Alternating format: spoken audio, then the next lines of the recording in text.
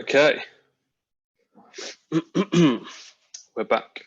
The title of the panel is Scale, Insight and Speed, State of Applied Analytics in 2020. Donald, I'll start with you. Obviously you've gone kind of from clubland and working at, obviously, Coventry, Leicester and Norwich, onto the more academic side, and you've spent time kind of overseeing journals. You've spent time actually doing research yourself. Is there any stuff that you found within the last couple of years that you thought, why have I never thought of that, in terms of a process or in terms of a technology or a way of quickening up a process within recruitment that you thought, if I go back into a club, I'll definitely be taking that with me? I think there's lots of different things. I think I think the biggest element is getting everyone on the same page, and I think that when it comes to technology and data, I think that's always the thing that drives things in the right direction or helps you be more effective. And I think sometimes it's being calmer. I think the things I look at now probably a lot more around high performance cultures, environments, to then support the delivery of that technology and the data, so that everyone is starting from the right place, or is sort of working together. I think the things I tend to look at is more interesting and is from those areas at the moment.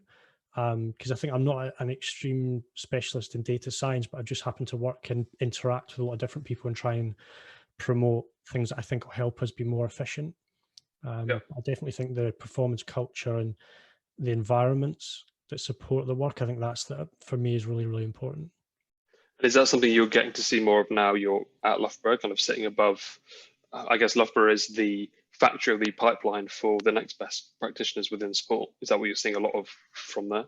Yeah, I think now that I'm not in a specific club, more people are open to chatting. I was always interacting with different practitioners and different staff, but there's always an element of being guarded about giving away secrets that might help your competitors. So I get to probably interact with people more. The current climate doesn't help physically going to environments and things, but there's probably more interaction and more openness. And then we're lucky at Loughborough, the campus we have, the elite sport that's there, there's so many specialists in so many different areas. And I think I've got more time now to develop myself and to think through processes in a bit more detail.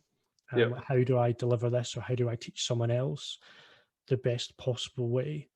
Because I was very much self-taught. So now I'm thinking more around, well, how do we develop people and give them the right toolkits and the right qualities to excel?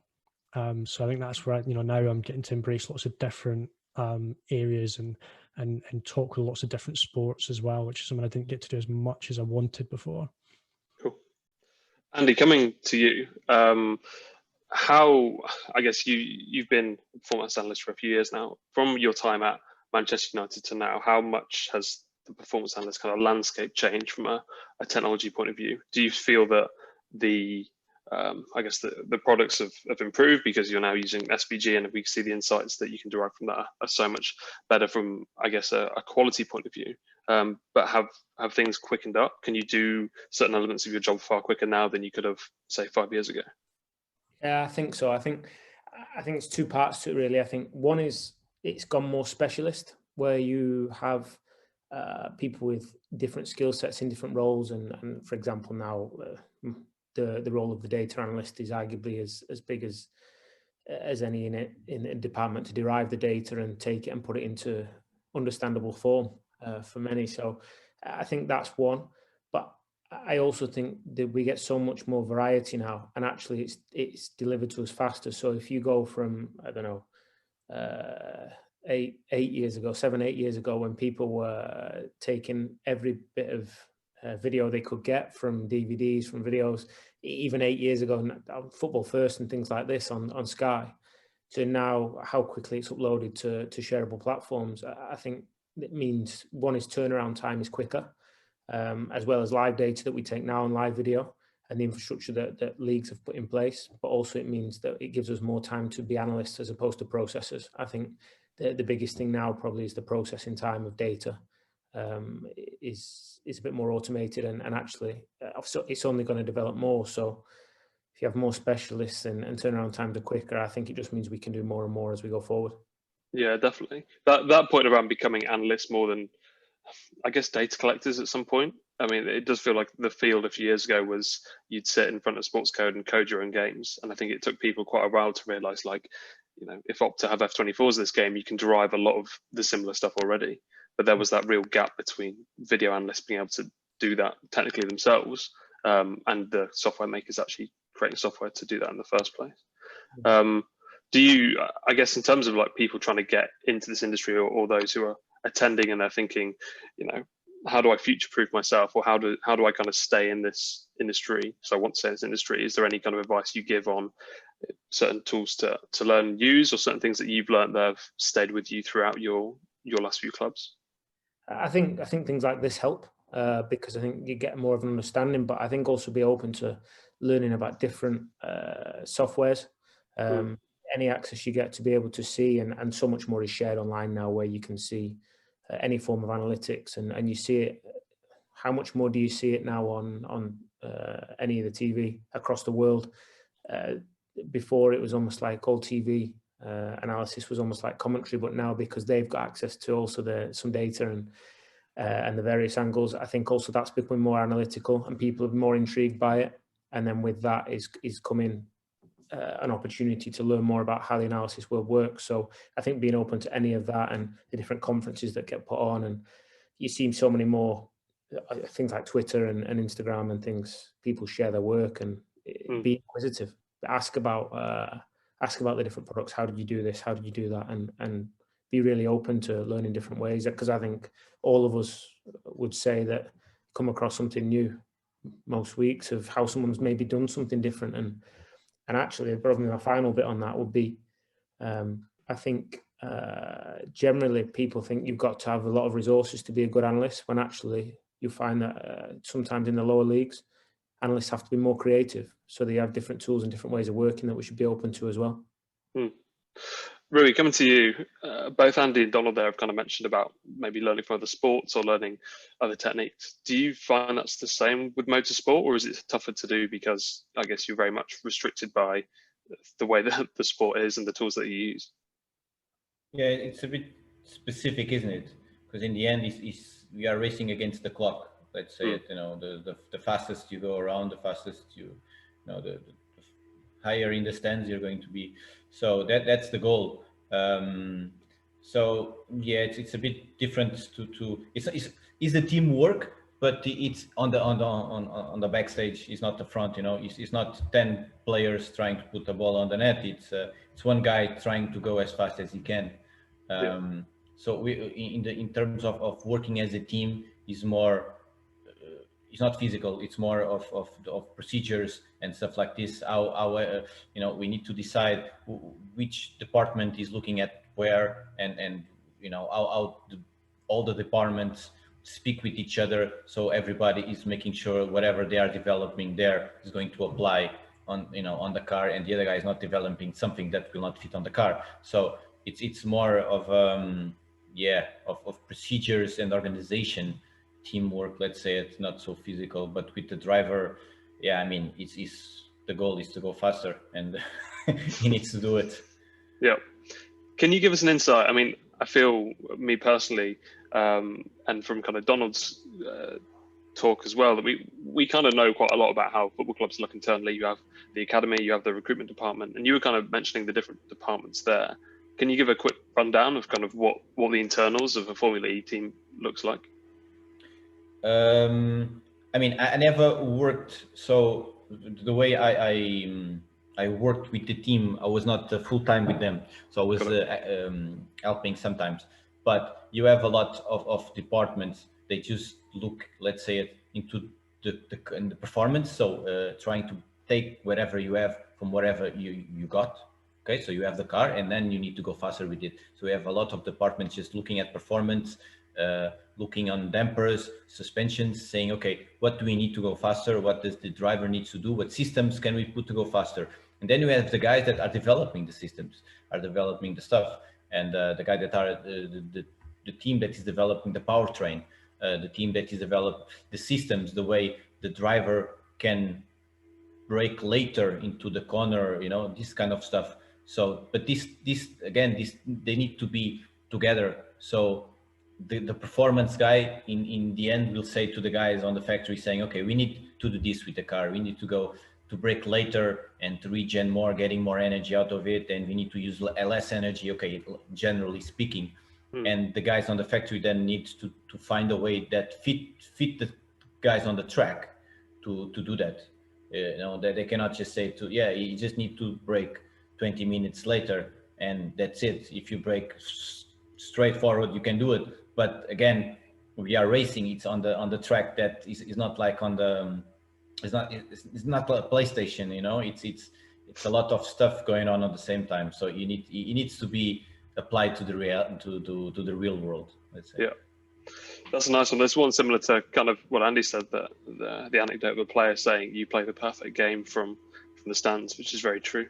Donald, I'd like to ask you, and Andy, again, I'll come to you in a second, around Gareth's presentation was really interesting, essentially around, you know, the power of these simulations and how much the overarching strategy of a team is informed by essentially simulating what could happen. In the way that clubs are looking to recruit now, a lot of data is used in that process, and players are found based on kind of goodness of fit and various things like this. And it feels like those challenges lend themselves to being simulated and to kind of using artificial intelligence to find out if a player will potentially have good chemistry with others in your team. Do you think that football would ever be at that stage where it would accept, you know, simulating a transfer as a you know, an actual means of creating a player shortlist or even signing a player, or is it just so ingrained that we will never get to the point maybe that F1 has got to? Well, I think that you know, it's a really good question. It's something I was focused on when Gareth did his talk, because the simulation data is something that's a lot more prevalent in research, and I think that, you know, I've read some examples of people trying to simulate transfers and the impact of them, and I think that for me, I'm probably quite optimistic that I think things might take time, but I think there's always going to be organisations who are more invested in certain processes than others, and I think some, if they see a performance gain, some will just see the logic and just embrace it. Some have a way of working and they're very risk averse, either because they're successful with a certain strategy or approach or people, and they can become, you know, they want to just maintain that success and they feel that they maintain their strategy is the way to do that. I think there's opportunities, and I definitely looked at it and thought there must be ways of simulating how the playing style of one individual interact, say, between a fullback and a wide player, or simulating if we play a specific shape and formation, what are the typical decisions that our players are making, where will we be exploited or where can we exploit the opposition? Yeah. I think having when I was looking at Gareth's talk, I could see that there's a very small group of events and races, and you're focusing very much on yourself. And I think it's having the right skill set and the access to data to be able to do it accurately. But I think we're progressing all the time. So definitely, I think it's something that people will embrace in the future. Yeah. And Andy, I guess the same question to you. Do you ever feel that interacting with players on the field and coaches, that you think they would ever be at a point where you go to a coach and say, I think we should do this, I think we should play this strategy, or essentially, let's play this player in this position, this formation, because I've simulated the game and it says we should do that? Like, does that feel at all plausible in analysis, or is that something that we might never get to? I think if you're so clear and we can use the information we have now to look at a playing style, and we're very clear on how we play and what the game plan is, you naturally will. We also have the data on players of our own various sources, and whether it be physical data, whether it be technical data. So there's elements where you could predict just because of qualities matching with other qualities, and maybe you could profile what works together. I think there's so many outliers, it's really difficult to do. However, I think as objective as you can make it as possible, I think the analyst's role essentially is to give the information to the coaches and then to contribute by making sure that's as relevant to what we're trying to do. If we've got information to say that actually these work well in these situations against this style, against this shape, historically, and actually as the players developed, you can give some guidance on that and give some information. I think in terms of total simulation of how the game would go, I think it's really difficult. But as technology improves and we get the X coordinate, there was the Y coordinate, and then the Z coordinate gets added in, and we get so much more data, there's more scope for it, I think. Just with the amount of outliers, I think it makes it really tough comparing from one sport to another. But it would be nice if we could simulate it, because I think it would make our job a little bit easier in terms of, especially with the finance that's involved in football now. So, but yeah, so. Yeah, yes, a 6-hour work week would be nice, but maybe not plausible in the near future. Yeah. I'm going to come to Rui in a second, but if anyone does have any questions, please do stick them in the Q&A. We'd definitely have a few, we've got 5 minutes left of this panel. So if you have a burning desire to ask anyone on the panel a question, just say who you want to point that question to, and we'll get that asked. Rui, with the insights that you're giving the drivers, is it the case that the speed of the delivery of that insight is the key in Formula E, or is the accuracy of it more important? I mean, the thing with the Formula E is you have so limited time. You have so limited time, and you need to use and sometimes the driver ends qualifying, and only then he realizes how quick he could go through that corner, and if you are losing, because on Formula E the tracks are quite small, quite shortened, and half a second makes you from P1 to probably P15.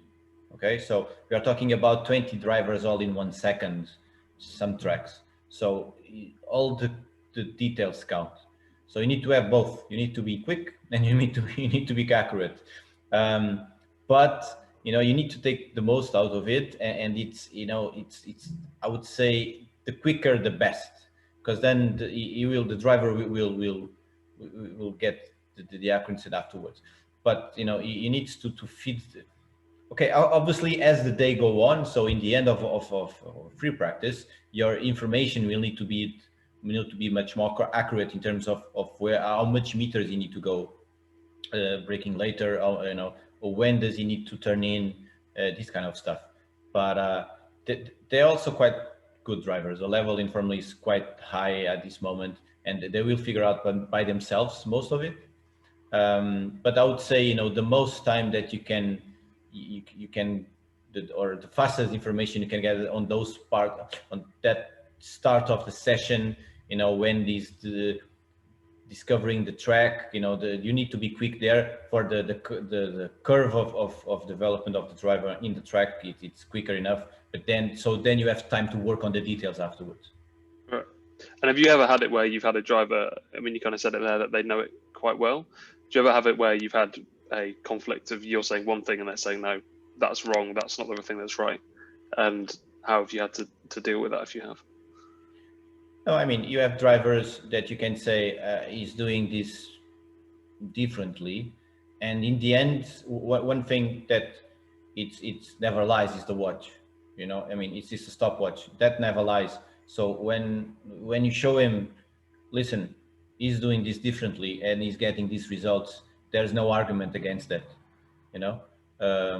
So then, in terms of saving and stuff like this, that then sometimes they feel it happens on the past in the past. So the drivers feel this lift strategy, like the way they save energy is not the correct or whatever. Then there's some space to argue in between. You can, again, then you go back to the GPS races and then you see, okay, he said this, let's look into it. So that's sometimes you need to be open to make sure that you are not correct. But in the end, in terms of pure performance and stuff, again, it's the watch that makes the final decision, and that never lies. Yeah, I really like that. The watch never lies. Donald, one last one for you. I mean, the scale issue in scouting is very much how do you turn 50,000 players into a short list of 10. The insights element is essentially what insight can we get from the data? How do we reduce risk if we're going up the mountain? How do we plan effectively so that our excursion doesn't fail, so to speak? what is the speed element of scouting? Is it being able to get insights quicker than everyone else? Is it being able to turn the data into insight quicker than anyone else? Is that something that you've kind of hit on either academically or working for a club, that you see speed as being paramount?